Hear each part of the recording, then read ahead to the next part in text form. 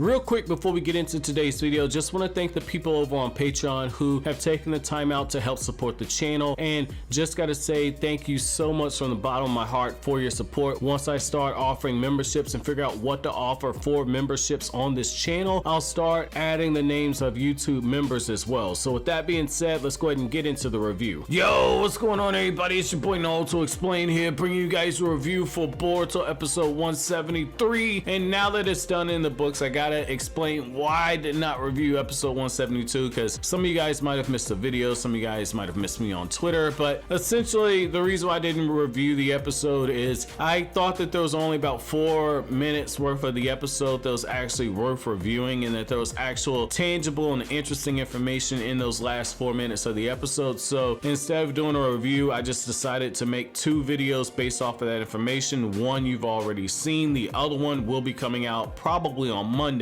but I wasn't gonna review an episode I wasn't particularly interested in. So with all that being said though, this episode was actually a lot better than last week's episode. This one definitely progressed the story a lot further ahead, and for the anime only fans, man, when I tell you that they are directly talking about stuff right now in this episode that actually goes on in the manga right now, is actually pretty nuts. It's actually pretty nuts that they've taken this approach right here, because as a manga fan, I absolutely popped when you saw that divine tree that Victor was cultivating, man. And I definitely think that this is actually the smart thing right here, because what they're doing in the anime is they're essentially showing you that when it comes to Kara's influence, it stretches very deep, and they're actually showing us stuff in the anime that the Boruto author Kodachi has talked about, which is the fact that Kara is not like the Akatsuki. The Akatsuki kind of did mercenary missions, and the Akatsuki did jobs for some of the 5 great nations, but ultimately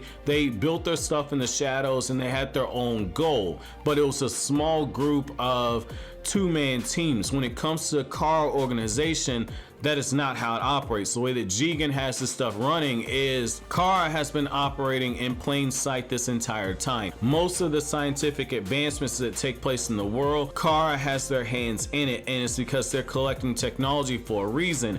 In this episode, we actually see what that reason is. It looks like one of the things that they're trying to do, and I'm not going to go into the manga spoilers here, but one of the things that they're trying to do is they're trying to cultivate a brand new god tree. So that's crazy. And the fact that you see that the Feudal Lord has been rope-a-dope this far along, and that Victor has the Feudal Lord in the Land of Valleys that much under his control and influence, makes you wonder what else is going on in the other 5 great nations, where we know that each member of the Kara organization, they're assigned to a specific sector in the world, and it's not just the 5 great nations. They got influence that goes further along, and so we're actually seeing how they operate through Victor here. So I thought that this was very interesting. And what I liked about it is the fact that, you know, they always told you in part 1 of Naruto, and in the Sasuke Redstone novel, this was a huge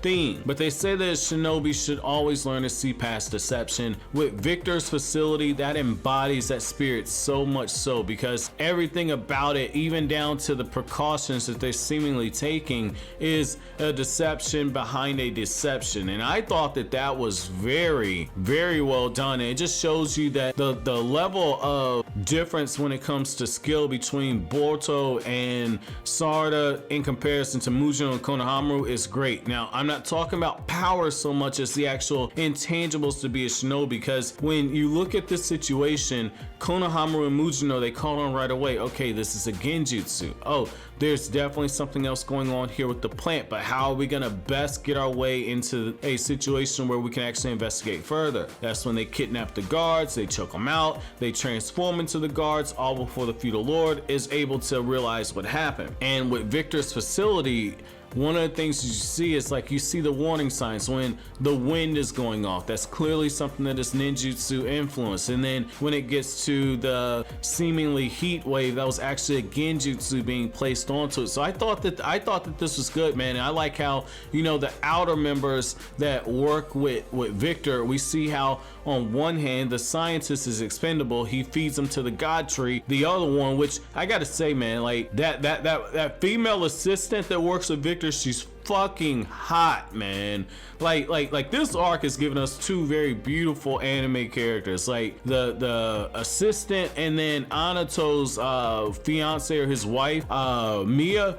Absolutely beautiful, drop dead beautiful, man. Good job on the designs there, whoever did them, especially the assistant. But what's also very interesting about this is that, you know, we're also seeing why Victor ultimately falls out with Jigen, and why Victor falls out with another member of the car organization who he's already appeared in the Boruto anime at this point, but now we're starting to see the dots get connected on why this member and Victor had the fight that they did. So I thought that this was very good setup on this part. And what I'll definitely say is that I like how even in the episode preview, Konohamaru puts two and two together and he says this is definitely a divine tree, because again, I've talked about it before, you know, Konohamaru has not directly seen the divine tree. He's definitely gone over intel on what it actually is, but seeing and having intel are two separate things. Yes, Konohamaru was caught into the infinite Tsukiyomi, but how much of that infinite Tsukiyomi, like a lot of people, is something that caught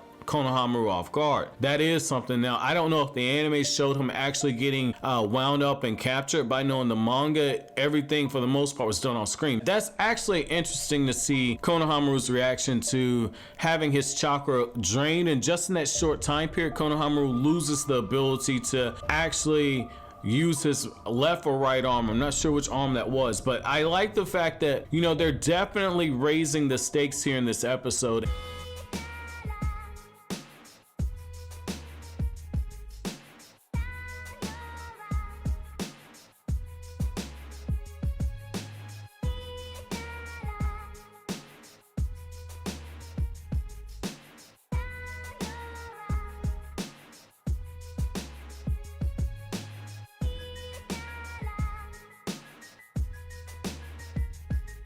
You see it when Victor attacks Mugino, where you have this moment where Mugino is going straight in for the immobilization of Victor. Like, he chops this dude's arm off right away. And again, it's the small things like that you see the difference. Boruto and Sarada, that cutthroat type of personality, they have not developed that yet because they've not gone on enough missions where they've got to have that type of mentality. That quick thinking right there, and they're beyond redemption, let's go ahead and get this over type of mentality. That's something that Boruto and Sarada have not developed because of their upbringing, because they've not been experienced to that harsher side of the ninja world. And what I really love here is that, you know, again, you see the difference in composure. They're definitely playing up the fact that Mugino and Konohamaru, there's a different level of skill there when it comes to mission experience. When they go into that room, they do not betray the fact that all these people are being influenced by the Hashirama cell and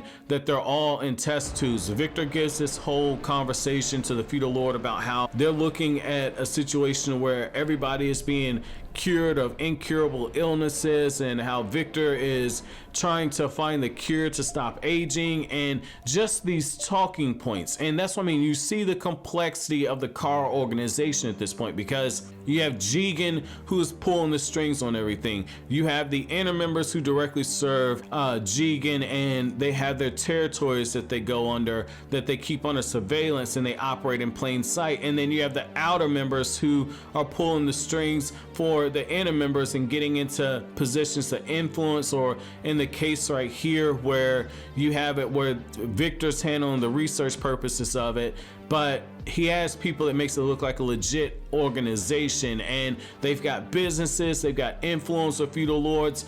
This is what Car actually is, and I thought this episode did a really good job of actually highlighting that. Now, the thing that I will say is, you know, again, this episode definitely had that theme of talking about the fact that a ninja needs to learn to see past deception. Mugino cuts off Victor's arm. Victor thinks that, okay, you know, I can definitely fool them because they think they got me incapacitated, because they've not actually seen his regeneration ability up front. They saw him sprout out that arm, but I don't think that they connected that with the fact that this was regeneration. And so what I like in this moment right here is that after Mugino cuts off Victor's arm, Victor, the whole time he's pretending to be hurt and to be in pain, he's manipulating that arm to go ahead and set off the warning signs, because you have to remember that as that siren's going off, Deepa is also in the facility. And so I thought that that was very nice right there. I thought that that was very nice. And I like how, you know, once the actual conflict and battle starts, Mugino almost gets one shot by Victor just based off of a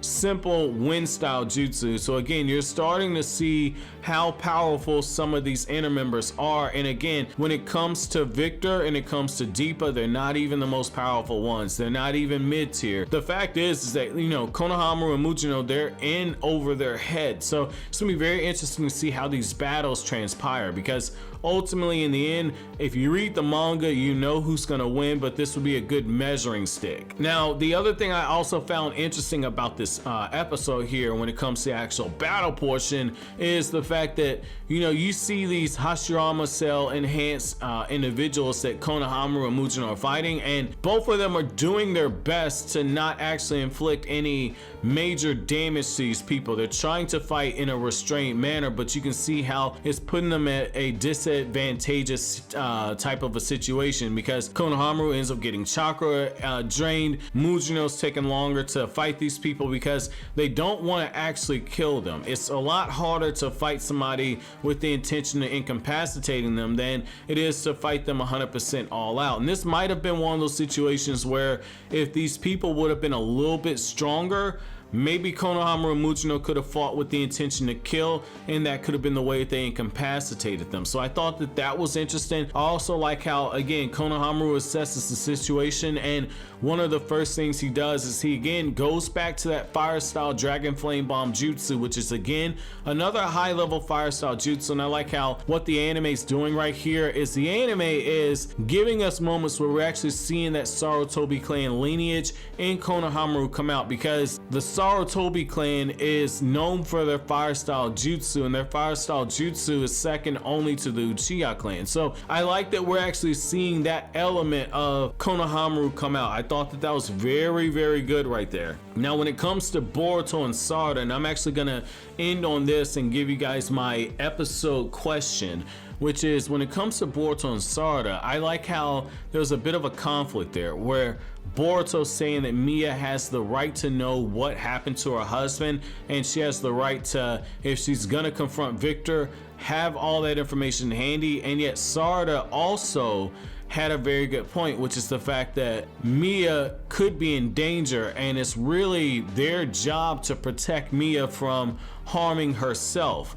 And what's so interesting about that is that you see the difference in the two of them, because Sarada's actually showing a bit more of a nurturing side, in my opinion. So because she wants to actually protect Mia and keep her away from harm's way, and by Boruto telling her the truth, it could lead to a situation where Mia could be putting herself in danger. And given the fact that it looks like Victor is using this god tree, this divine tree, and he's looking for nourishment, and he's trying to produce a chakra fruit doing this, more than likely the entire land of valleys is going to be sacrificed, and they're just going to cover it up. Again, it's a remote village, so there is the possibility that it does not get out any further, especially given the fact that Victor has the Feudal Lord of the land of valleys under his control without the guy even realizing it. So you definitely see how far Kara was willing to go, whether it be that or whether it be actually sacrificing all the people that work in the institution who don't even realize that they're working for an inner member in Victor, who's the president of the company, and that the management, that assistant, is actually an outer member of the Kara organization. It's very diabolical what you see here, and I love this because again, they're definitely setting up what the Kara organization is. So my episode question to you guys is, between Boruto and Sarada, who was most right when it comes to the Mia situation, and how do you guys feel about the fact that Victor is willing to go this far to create an artificial chakra fruit? Don't spoil this for the anime only fans, but I want to know your thoughts on this. But so always, guys, if you like anything I had to say, don't forget to comment, rate, subscribe, and share. Thank you so much for watching until then. Have an awesome day, guys.